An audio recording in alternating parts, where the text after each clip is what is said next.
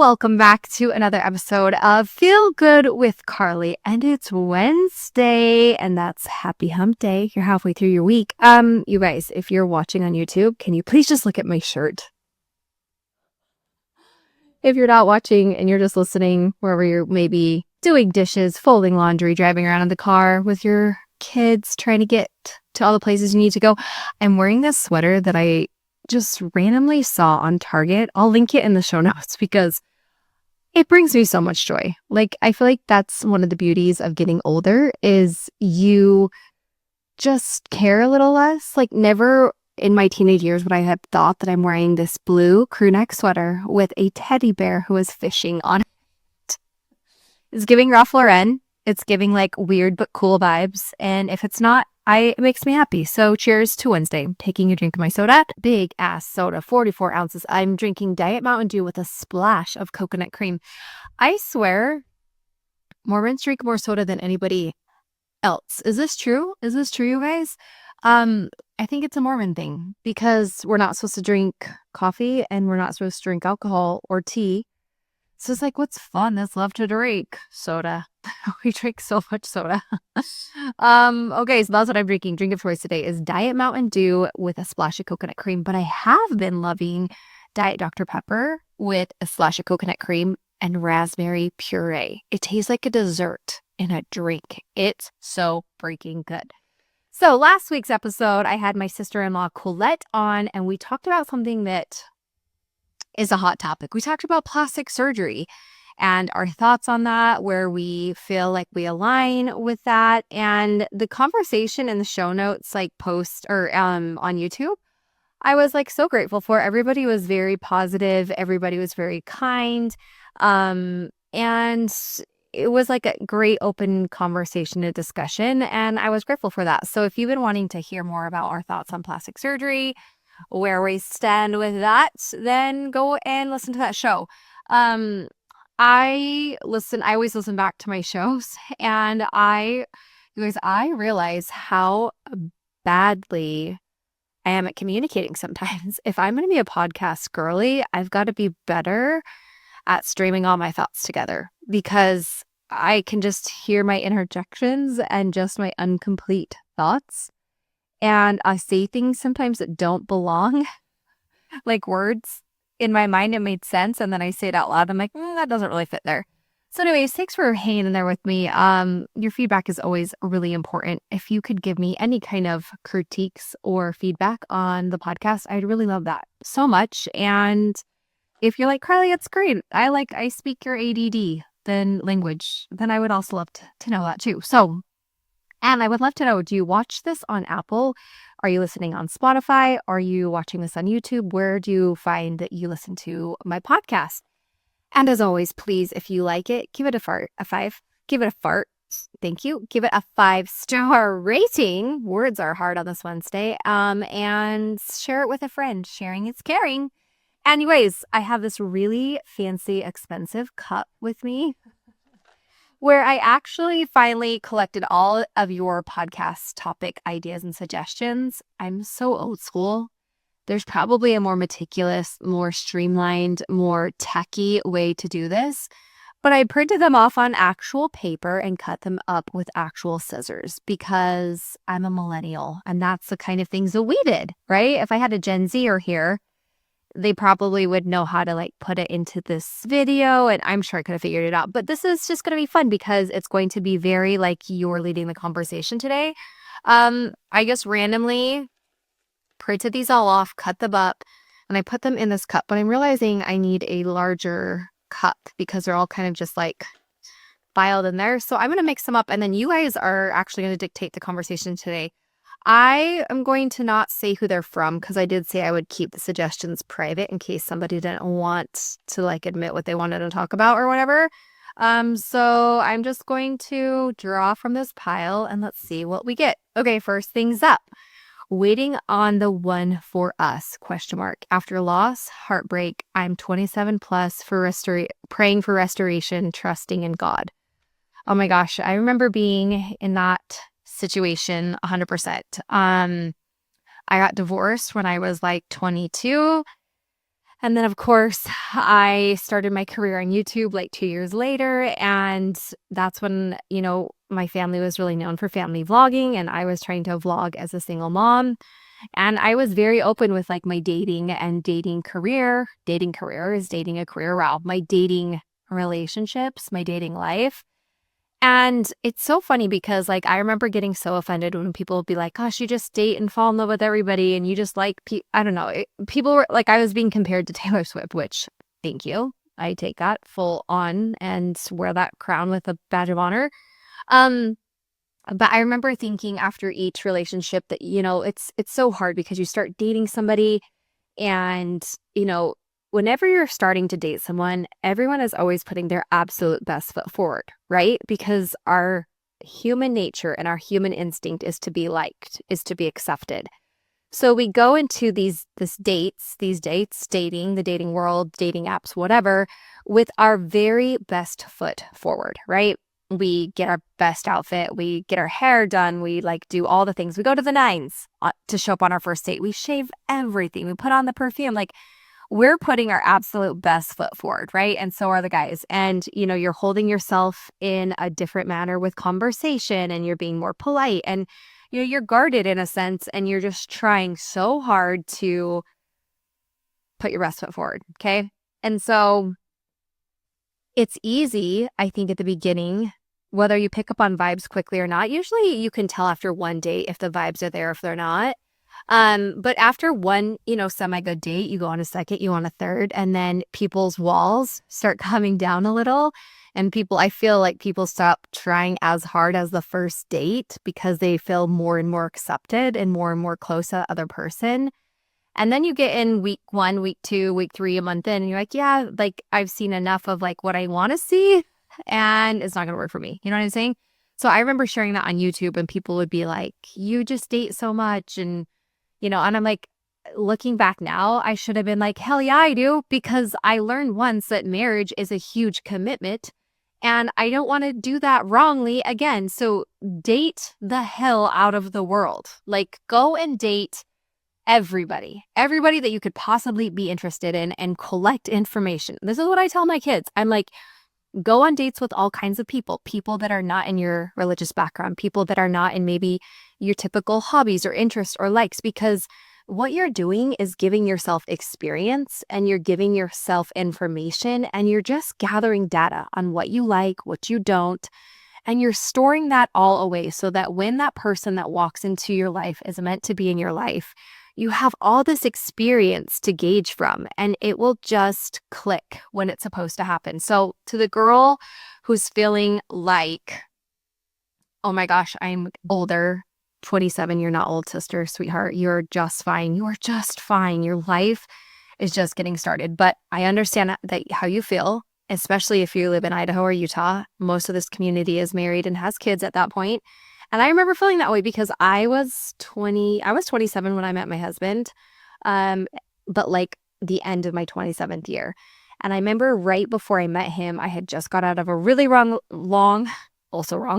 really long relationship. It was like a 2-year relationship. And I remember just thinking like, gosh, something must be wrong with me. Like I can't figure this out. I keep dating. I keep coming to dead ends. Like what is going on?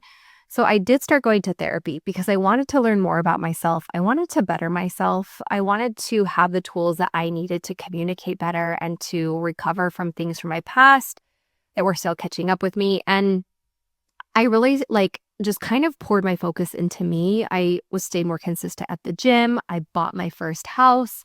And I really just like told myself like, okay, this is the year that I'm not even going to worry about dating. If someone comes into my life, great. I'm going to welcome it and I'm going to accept it. But if it's not on the cards for me to like get married within the next decade, like I need to learn that I'm perfectly whole and content and great as I am. And that I do desire that and want that. But I don't need that in my life to make me like whole. It's just going to be an addition to who I am. So really like that mentality of like, stepping back, pouring into yourself, taking time for you. So really like that mentality of like, stepping back, pouring into yourself, taking time for you, exploring more about what you want in your life and like, maybe seeking therapy and seeking advice about how you can better yourself or how you can be a better communicator. All these things like, going to the gym, starting a new hobby, all these things are going to help position you to be your best self. And I think that when you do that, like you attract what you and who you are. You know what I'm saying? So it makes sense to me, the kind of relationships I had in the past and the kind of people I was dating at those different chapters, because I was attracting those kinds of relationships and those kind of people because that's where I was at. And so when I really like decided to step back and like just really like step it up for who I am and in my life, for who I am as in like I wanted to better myself and work on myself for me, it just helped. I felt like attract that back into my life. And that's when I met Jackson. And it really was so random. And here's another thing I will advise. Like after our Jackson and I's first date, and I mean this with all the love because he really is like my soulmate, the love of my life. But after our first date, like it wasn't like fireworks. I don't think for either one of us. Like I think both of us had been burned enough. And we were also just in such a neutral headspace with like, great, if this works out, great. If it doesn't, fine. And maybe I'm speaking for him. Maybe he was totally awestruck and taken by me. But after our first date, he dropped me off at like 10 o'clock. I should have him on the podcast to tell our story. You haven't heard it. And we just like hugged and it was like, okay, bye, see you. And I remember thinking like, oh, he's, obviously so handsome and like he's easy to talk to. But I just like, it wasn't immediate fireworks for me. And maybe that's because I was still being guarded and just, not in a place of trusting because I had just gotten out of just, years of dating and not working out. And so I was like, maybe PTSD, but, like, don't write off someone that you feel safe with or you feel comfortable with. It doesn't have to always be like the books, like a Colleen Hoover novel or fireworks. Safety and feeling like yourself is actually the best thing to find in a relationship. And that's what I felt with Jackson. Like I just felt safe and I felt really like it was okay to be me. And I really liked that feeling because I feel like with everyone else, I had to always change who I was to be accepted. And I was either too much of this or too little of that. And I was always in other relationships feeling like I had to be somebody that I wasn't in order for them to love me. And so when I met Jackson, I felt like for the first time in my entire life that like he just actually celebrated me for being me. And that to me was like, this is it. Like he felt like home for me. It was just like comforting and it was like a familiar feeling. That's what I was looking for. So I kind of went all over the place with that, surprise, surprise. But don't feel like you're at your rope's end because you're not. After loss and heartbreak, it sucks. And it can make you feel insecure and it can make you feel inadequate of receiving love and of finding a relationship. But really those years and those like heartbreaks can be your building years of like finding your best, like onto your better self, onto your next like best move. And maybe he or she is just around the corner. You don't know. So just don't give up. Like the last thing that you want to do is give up, but work on yourself, pour into yourself and just like wait it out for the person who is right for you because you deserve that. So that's what I'm going to say with that because I could keep going. Okay, on to the next. Ooh, I like this one. Shaving versus waxing your lady bits. Maintenance. I need help. First of all, I'm going to tell you a vulnerable story, okay? There's no judgment here. We listen and we don't judge. So in college, I was a collegiate cheerleader and we wore like little Spanx, basically like little underwear under our cheer skirts. And, our legs are always up in the air and we're being thrown around. And so we had to keep things really fresh and tidy down there all the time. And I remember thinking like shaving, you can't shave every single day. I don't know about you, but I can't. I feel like I get such bad razor burn. And so me and my friends were like, well, let's wax. Like that would be so much easier. But all of us were like poor and none of us had enough money to go to an actual professional waxer. So we decided that it'd be a great idea to drink like, I don't remember what we were drinking, some terrible alcohol because we thought it would numb the pain and then we would wax ourselves. I'm just going to tell you this. We were all ended up in our college dorm room kitchen with like half naked. Some of our parts and bits were glued to the floor. Half of us were waxed, half of us weren't. Some of us were bruised and bleeding, others weren't.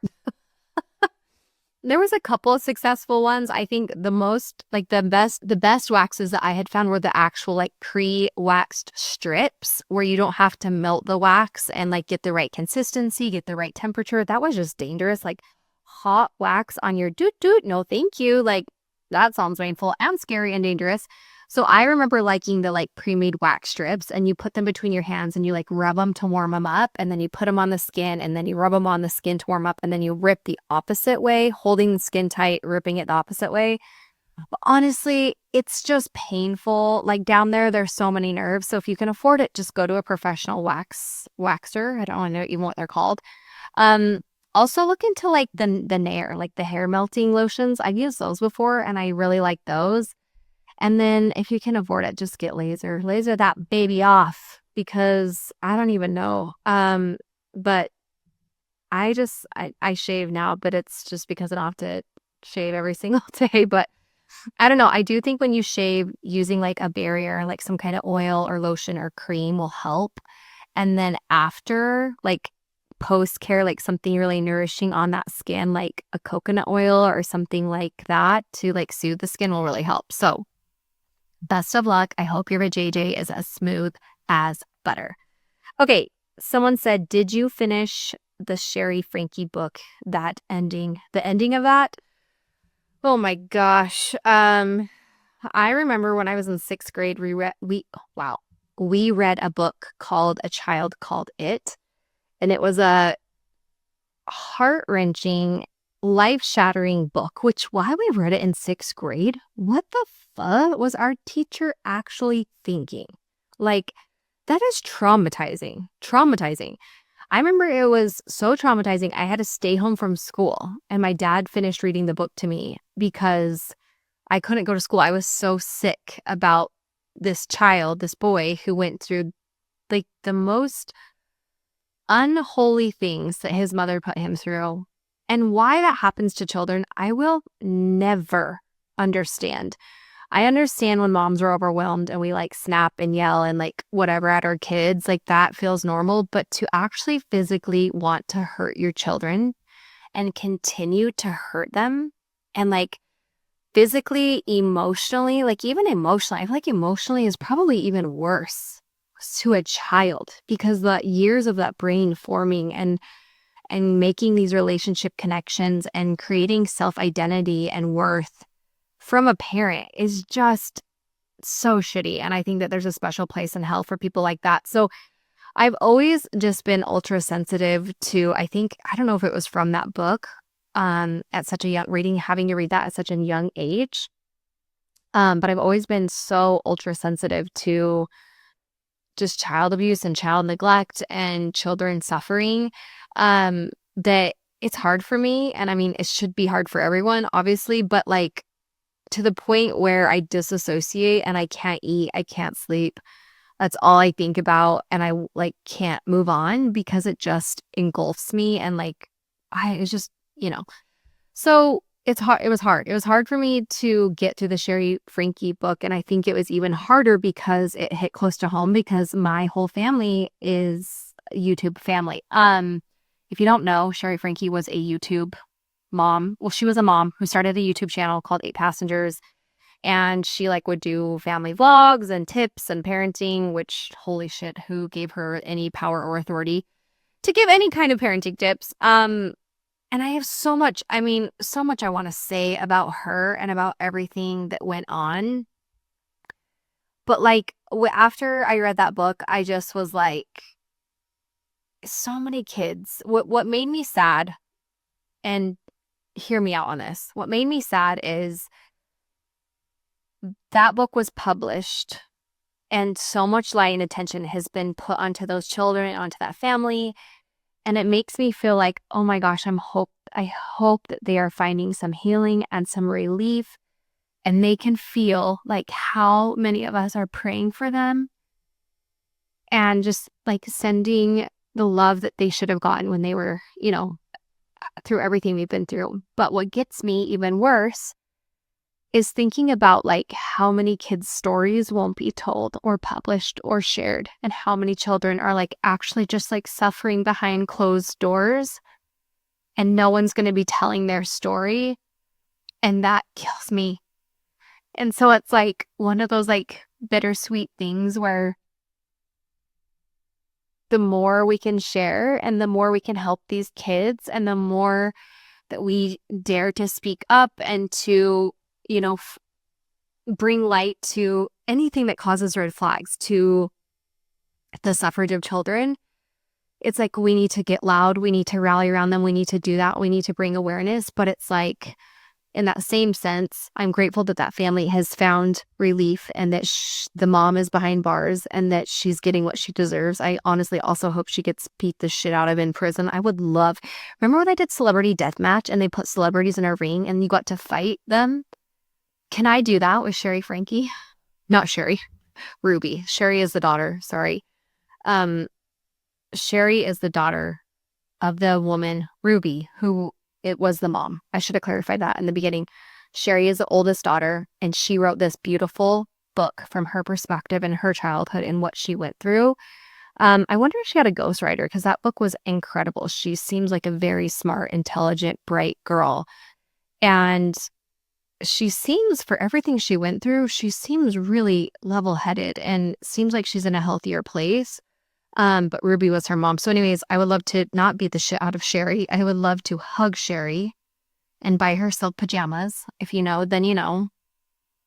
And just like take her to lunch and just build her up and tell her how beautiful and smart and awesome she is. But I would love to beat the shit out of her mom, Ruby. Okay, just to clarify so that doesn't get twisted.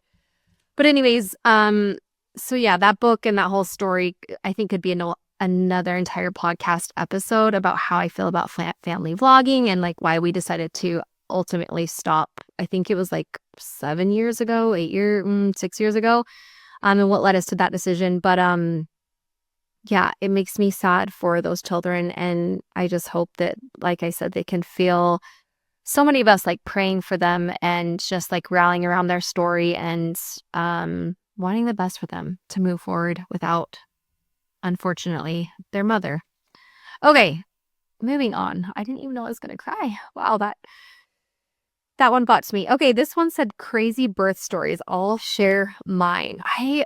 I honestly, like, that's the one thing that I'm sad about, is knowing that we are done having kids, because my birth experience, thank you, Heavenly Father, has gradually gotten better and easier with every child I've had. So Cooper was the hardest. And honestly, like looking back, I was induced with him and my body was just not ready. And I should have known that, but I was so young and I didn't have enough knowledge or like support to know that like I don't have to be induced. I can wait till my body is more ready. But I was in labor with Cooper for 2 days and it was hard. I was throwing up. I was passing out. They had to give me this special medication in my hip, and the needle hit my hip bone, and it was burning when the medicine went in. That made me fall asleep because I wasn't sleeping. Like, it was just a lot, and I wish I would have just waited, because I just don't think my body was ready to go into labor, and we were actually just forcing it. And, thank you, Lord, everything ended up fine. Cooper was healthy. I was fine. Elliot, my second, we were also induced with him. And it was a shorter, my body was more ready, I think, on that one, because it was shorter. And I would think I was in labor for like 12, I was like in active labor for, not active, I was in labor for 12 hours, but like active delivery labor, I was like maybe an hour, 2 hours. I did bleed with him to the point where the doctor was a little bit worried and they had to put some pills up inside of me to like help me with my bleeding, but then that was good. And then Lenny, same thing. Her story is like a little bit shorter. And then I went into actual labor with Joey and Max, which is what I always had wanted with my other 3. And then my doctor kind of just said, like, maybe you're just a lady who doesn't go into labor. And I just took that for like Bible. But the last 2, I proved him wrong. Taking a sip of my soda. Cheers to that. But I love birth stories, and hearing people's birth stories makes you want to give birth again. So if you guys have a crazy birth story, I want to hear it down below in the comments. Okay, picking another topic. Where are we at? We're at 25 minutes, you guys. Okay. Okay, I'm gonna go back to that one. I wanted to skip it. This one says tallow skincare. If you follow me on Instagram, then you know, you know. If you know, you know. The other day I was just kidding around, and I always feel guilty when I'm just being funny because people just, I don't think, completely understand my personality. But I wrote on Instagram, where I said something on Instagram like, stop using beef tallow on your skin. It is not skincare. And people where I didn't know people would actually come for me. Like, come for me. And somebody just wrote that like with laughing faces. Here's the thing. At the end of the day, do what works for you. Don't listen to me. Who am I? What am I? Do what works for you, right? But just from like the research that I have done, the many years of product testing, product hoarding, product usage, products sent to me, products I have to read about and know about, every time I go into like a facial or work with a esthetician, I'm always asking questions. I'm always very intrigued. I study ingredients. I feel like at this point I could take a state board about skin and I would be able to pass it because I know so much. But am I a dermatologist? No, not on that level. Am I an esthetician? No. I do feel familiar enough with skincare, active skincare ingredients and products. I feel like I could chat with you guys about that and give recommendations. But at the end of the day, the most important thing is you don't listen to an influencer telling you what to do. So I like just thought it was funny that I was like, stop using beef tallow on your skin. It's not skincare. And if you want to know why, go watch some YouTube videos on it. But if it works for you, like, and so some people were saying like my rosacea has cleared up, my skin feels better. I'm like, well, awesome. Like, do what works for you, you know? But if you read that and you use tallow on your skin and it's working, like, amazing. Like, do what works for you, you know? Okay, moving on. How to deal with an alcoholic co-parent. First of all, I'm sorry that that's where you're at and what you're experiencing. That's really hard in every single way. First goal is to keep your child safe. Their safety is number one. So if you have a gut feeling or if you have any kind of inkling that something is happening, call in for a welfare check. Call in for a welfare check. And if you have to do it 20 times, Lord forbid that finally somebody would get involved and help you at that point. But anytime you do anything like that, it's going to legally document as like a paper trail so that if you ever needed more evidence to support you getting full custody, you would have that on your side. And so many times, wow, why am I saying often? So many times, I think when things like that are done and conducted, like a welfare check or a traffic stop, police find something or they get to an answer because of that. You know what I'm saying? So like our good friend Akila is a police officer. He's actually, I think he's a detective. He's legit. I talked to him about being on the podcast.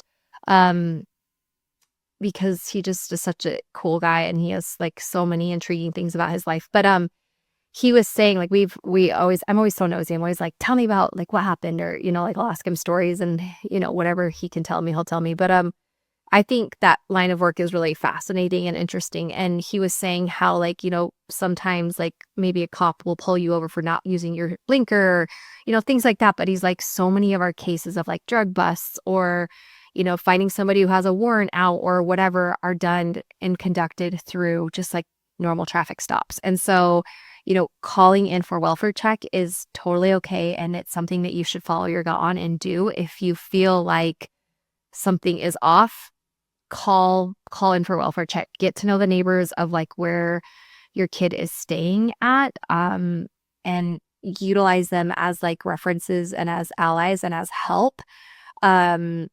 Try your best to have open lines of communication with the co-parent. But that's really hard because, you know, number one is just you want your kid to be safe. Safety is key. I went through this with Cooper and it was hard. I felt so powerless every time he went with his dad because his dad did struggle. He had an addiction. He has been sober now for like, I think 10 years. And I think what ultimately got him sober was his last DUI. It ended him up in jail. He had like flipped his truck and That's a whole other episode, but the judge basically told him, like, you either get sober or you lose custody. And I think that was his rock bottom, and that helped. And I'm thankful that Cooper wasn't with him in the vehicle that night. And that did happen to him because nobody was hurt. And thankfully he didn't get hurt. He didn't hurt anybody else. But that was his rock bottom. And then the judge was like, you either get sober or you're going to lose custody of your son. And that, I think, was his wake up call. And he went to a rehab. He got clean and he has been sober since then. And so I think ever since that happened, our co-parenting relationship changed dramatically. And I just hope that that happens for you. But get allies on your side. Try to openly communicate with him. Document everything. Call in for welfare checks if you need to. If you feel it in your mom gut, offer to take the kids more if they're wanting to go out and party or whatever. And just do your best, but be a mama bear and fight if you need to fight because your kids are worth it. Okay, last one. That one just was really general. I don't want to answer a just general one. Okay, okay, so the last one is what to do when you hate your body / body image / self-worth. First of all, I'm really sorry that you're in that spot. I think at one point in everyone's life, we can relate to that because as we grow, as we age, as we change, so do our bodies. And I think that there's such intense high standards with society about how society wants us to see our bodies and feel about our bodies and view. And then we have social media and, that essentially that whole keeping up with the Jones thing pressure is put on us. And I think with social media, it's just like a magnifying glass. It's just like shoved into our faces even more. So what I would encourage you to do is like wherever you pour your water, whatever you decide to focus your energy on, it's going to magnify, it's going to grow. So I know for me, like when I focus on one thing on my body that I just hate, it then feels easier to hate other things about my body and then other things and then other things. And then it kind of just spirals. And so rather than focusing on one thing that you hate or a few things that you hate, because I think that where you pour your attention and your energy, it's just going to magnify, it's going to grow. I want you to try and do the opposite. Find something about yourself, not even your body, just yourself that you love and focus on that. And even if it's just like one thing, like I got out of bed today and I had the energy to make my bed. That's the one thing that you focus on and you keep repeating how great you are because you did that. And then the next day you find something else. Like I love how my hair is. I love how my hair looks today. Or I love that I was kind and patient and I opened the door for somebody. Or I love how hard that I tried today. Or I love that I was brave enough to just show up today because I didn't feel like it. And you just shift your energy and your focus into things that you love about yourself and your personality and your character and your values. And you shift the attention away from the focus of the physical because all of us could pick apart our physical bodies, like supermodels, who are quote unquote supposed to have these like bodies that we all are supposed to look at, right? Like even those women and men pick apart their bodies and there's probably things about their bodies that they don't love. And I do think that that's a tool from Satan, whatever you believe in God or not. But I do think we're conditioned to want to pick apart ourselves. And it's a tool that Satan uses to separate us from knowing our worth and knowing that we have light and that we have purpose here on this earth and that we have so much to offer. Because when we're focusing on everything else that we hate, our cellulite, our stretch marks, our thin hair, or whatever, we have no energy to be great because we're so stuck in the suck. Let's make a graphic shirt out of that. So try your very hardest to just see one good thing about yourself every single day. And it doesn't have to be physical. In fact, I think this exercise would be more powerful if you didn't make it about the physical and you made it about just you as a human being and you as a person. And just know I'm hugging you and sending you all the love, and hear this when I say this, but your worth here on this earth is so much greater than your physical appearance. Let that light shine, baby. Let it shine. Okay, you guys, this was a fun episode. I like doing these where we just kind of like, you send in the topics, you send in the ideas, and then we just kind of shoot from the hip. It's kind of how my brain works anyways. If you guys like this style of the episode, would you let me know down in the comments below? I do want to have more guests, and there are people I'm lining up and that are in the works. So I'm going to always try to give you a really good sprinkle of guests and solo episodes where you guys kind of drive the conversation, or if there's just something that's burning in my soul and I want to talk about it, we're going to talk about it. So happy Wednesday. I hope you guys have the best week. Tomorrow, it's gonna be Merry. Okay, I love you. We'll see you next week. Bye, you guys.